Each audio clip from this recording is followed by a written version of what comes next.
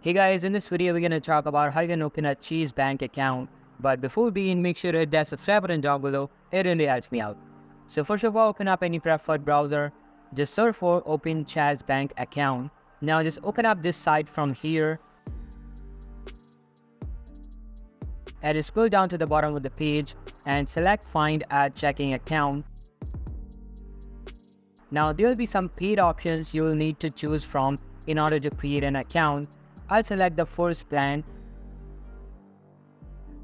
and it will then show you the things you would need to open up an account. Just simply select no and go to the next step. Enter the required information correctly, add it to your bank account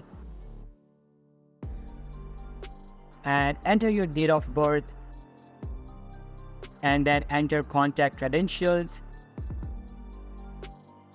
Again, enter the required address and follow the steps carefully as per written instructions.